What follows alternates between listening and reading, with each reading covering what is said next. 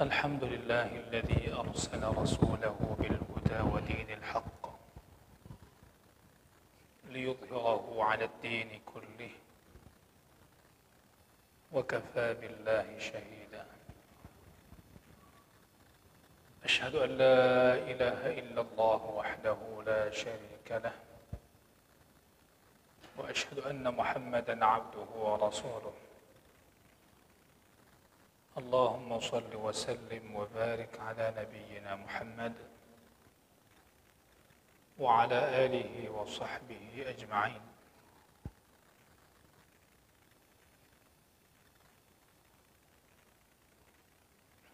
اللهم علمنا ما ينفعنا وانفعنا بما علمتنا وزدنا علما. اللهم جنبنا ما يضرنا في ديننا ودنيانا يا أرحم الراحمين. Hadirin jamaah Masjid Baitur Rahman yang saya muliakan, kembali kita dalam majlis Riyadhus Salihin min kalami Sayyidil Mursalin, kitab yang disusun hadis-hadisnya oleh Imam An-Nawawi rahimahullah ta'ala. Kita memasuki dan sudah membacakan muqaddimah pada pertemuan sebelumnya, bab al-mubadarah, yaitu bab berbicara tentang bersegera kepada kebaikan-kebaikan dan anjuran motivasi kepada kita kalau melakukan kebaikan itu jangan ragu-ragu. Sudah sampai kepada sebuah kebaikan, di hadapan kita kebaikan, maka hendaknya melakukan tanpa ada keraguan. Hadirin yang saya muliakan, hadis pertama di antara hadis-hadis dalam bab bersegera kepada kebaikan ini adalah hadis dari Abu Hurairah radhiyallahu an, sahabat yang sudah sangat familiar, sudah sering kita dengar namanya dibacakan dalam hadis-hadis Rasulullah sallallahu alaihi wasallam. Beliau memang salah satu di antara sahabat, bahkan sahabat yang paling banyak merawikan hadis dari Nabi sallallahu alaihi wasallam. Sehingga kita kaum muslimin sering mendengar nama Abu Hurairah. Ya, namanya Abdurrahman bin Sakhar Ad-Dawsi radhiyallahu anhu. Sudah pernah kita ceritakan bagaimana biografi singkat hidup beliau. Abu Hurairah radhiyallahu anhu menyampaikan kepada kita bahwasanya Rasulullah sallallahu alaihi wasallam bersabda, "Badiru bil a'mal. Badiru bil a'mal fitanan ka qit'il layl al-mutlim. Yusbihu ar-rajulu mu'minan wa yumsi kafiran. Wa yumsi mu'minan wa yusbihu kafiran. Yabi'u dinahu bi'aradin min ad-dunya." Rawahu Muslim.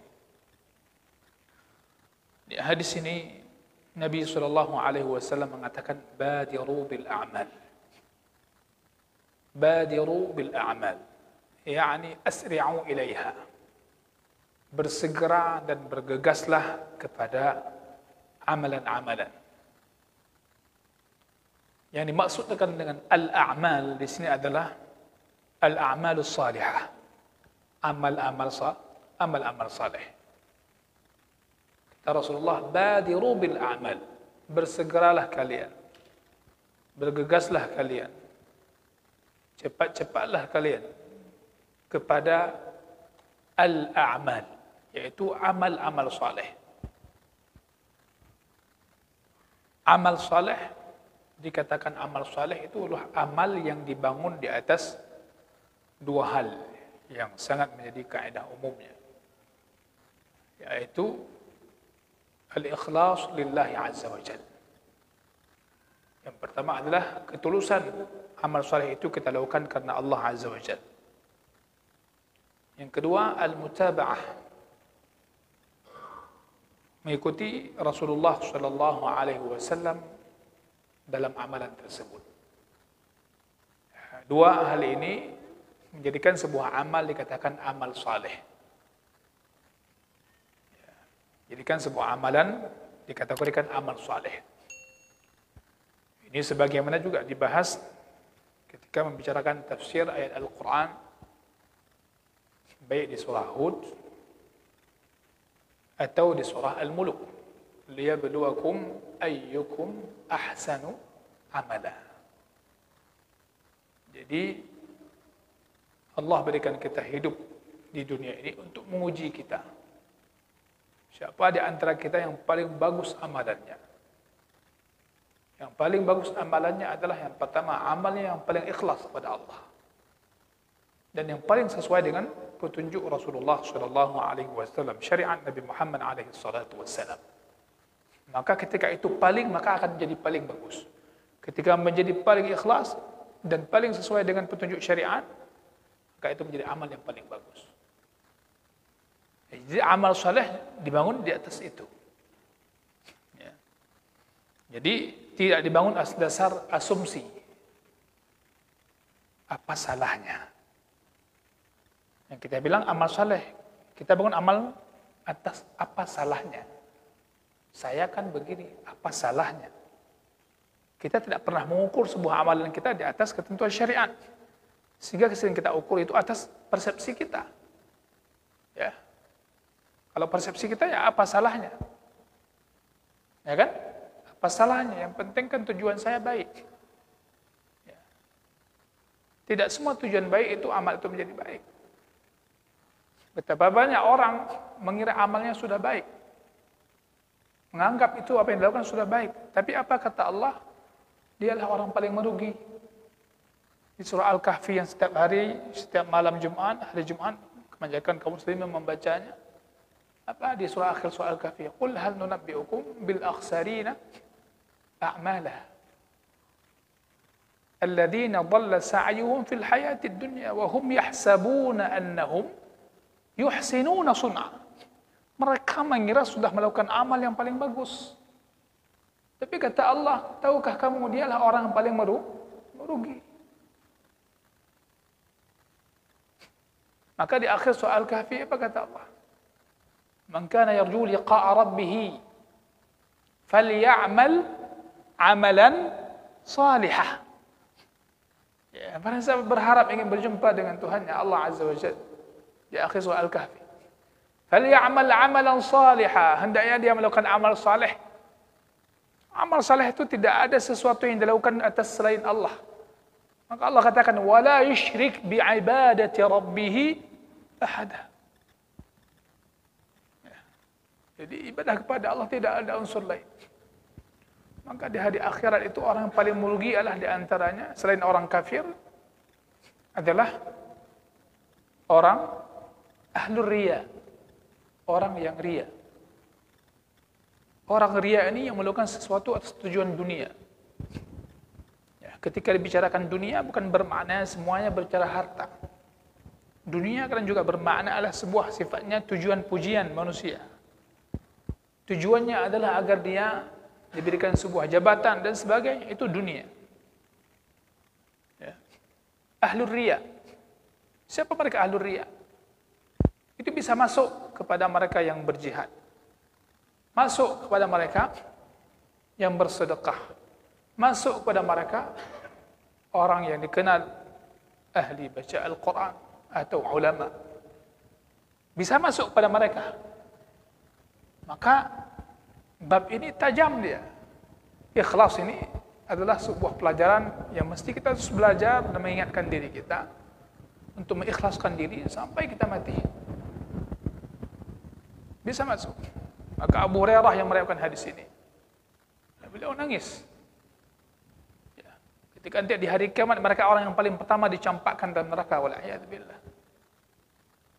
Bukan sekadar bagus.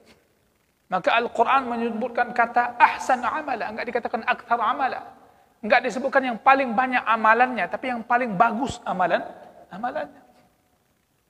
Sesuatu yang bagus walaupun tidak banyak, dia akan lebih bernilai. Sesuatu yang banyak, tapi tak sesuai dengan ketentuan, maka itu akan bisa tertolak. Jangankan bernilai, karena tidak terima sama sekali. Maka hadirin yang saya muliakan, inilah dikatakan amal saleh. Dan itu bentuk daripada merealisasikan, mewujudkan, mengaplikasikan syahadat la ilaha illallah. La ilaha illallah. Pada amalan saleh itu bagian daripada untuk mewujudkan wa anna Muhammadar Rasulullah. Kedua syahadatain itu. Jadi amal saleh dibangun atas dua hal itu. Maka amal yang tidak tulus dilakukan bukan karena Allah, laisa bisalih. Itu tidak dikategorikan amal saleh. Maka Al-Quran menyebutkan bagaimana orang munafik yang salat, tapi enggak digolongkan oleh orang-orang beramal saleh. Padahal salat, munafik itu selalu salat, tapi enggak dikatakan dia beramal saleh. Enggak diterima amalnya. Karena tujuan dia bukan untuk memang beribadah kepada Allah Azza wa Jalla. Artinya mereka yang melakukannya enggak dianggap orang-orang saleh. Walaupun dia melakukan amal-amal yang dilakukan oleh orang saleh.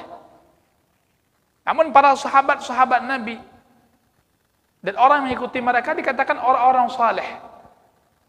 Ya, minas salihin. Orang-orang yang dianggap berbuat baik, minal muhsinin. Dalam waktu yang sama, di zaman yang sama, orang-orang munafik, wal'iyadu billah, afanallahu ayyakum min dhalik, mereka juga melakukan amal itu, walaupun tidak serutin orang-orang saleh. Tapi amal-amal itu tidak menjadikan mereka dilabel dengan orang saleh. Bahkan Allah menyebutkan dengan tegas, mereka orang munafik.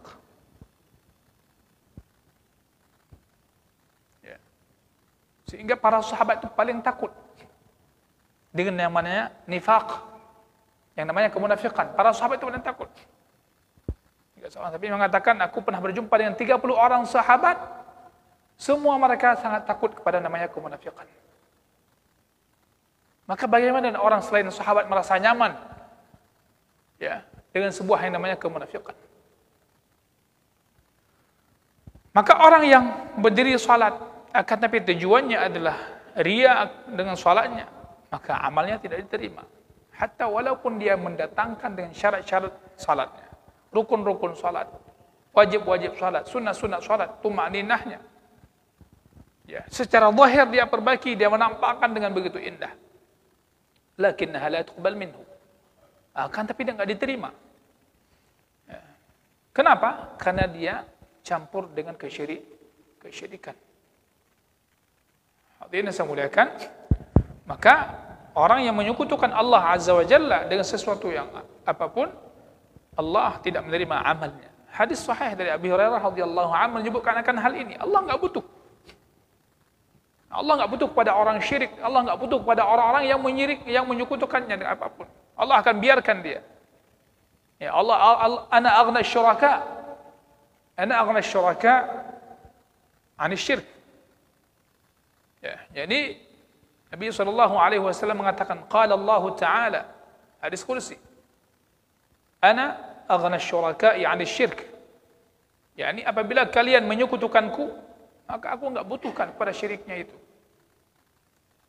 Dan Allah tidak butuh kepada apapun dari makhluknya. Tapi ini menunjukkan ibadahnya enggak diterima. Ya. Man 'amila 'amalan asyraka fihi ma'i ghairi taraktuhu wa syirk. Karena nanti di hari akhirat yang paling merugi adalah orang yang menyekutukan Allah. Dia berbuat minta sesuatu dari Allah, kata Allah, sudah di dunia sudah dapat kamu. Dulu kamu ingin dapat pujian, sudah dipuji kamu, sudah dipuji. Tujuan lu kabur amal untuk dapat ini, sudah dikasih, sudah. Hanali, jino, jatah haji, neraka. Ya, hadis menunjukkan itu. Dulu udah kamu, tujuannya dunia, sudah dikasih. Maka sungguh sangat merugi orang menjadikan agama sebagai jembatan untuk mendapatkan dunia.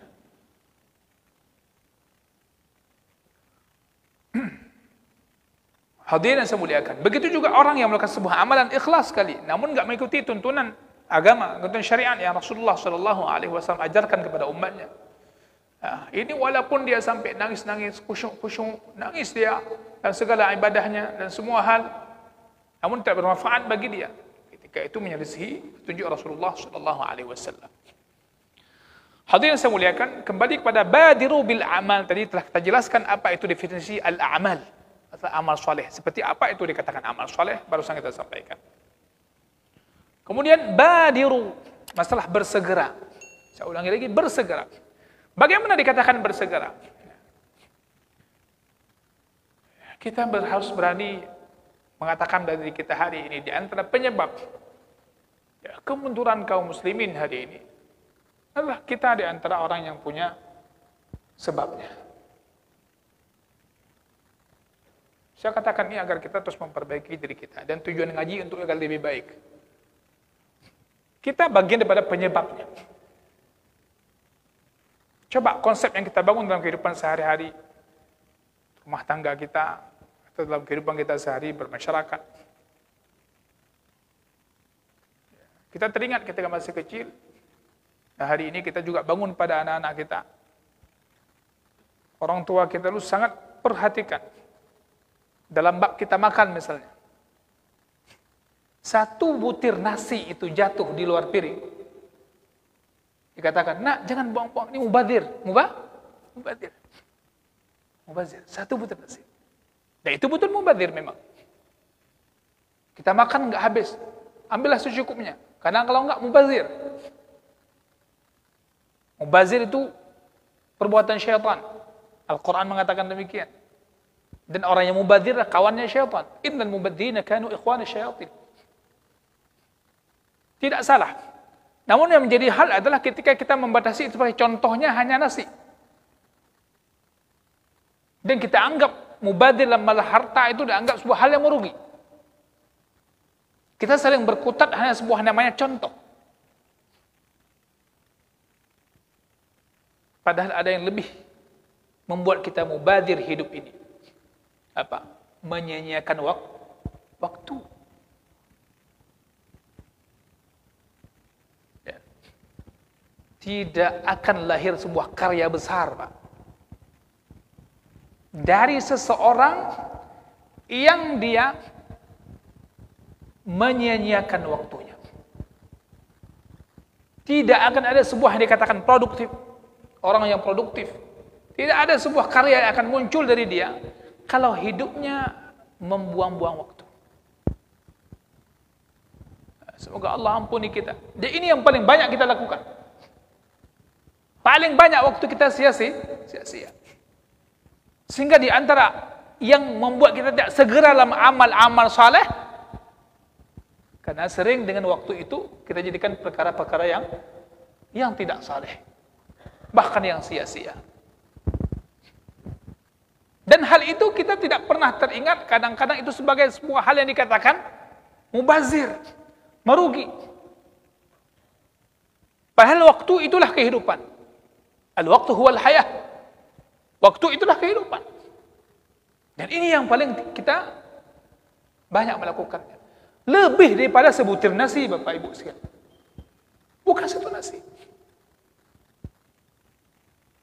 Dan inilah yang paling berharga, itu yang paling kita tidak syukuri dengan sebaik-baiknya.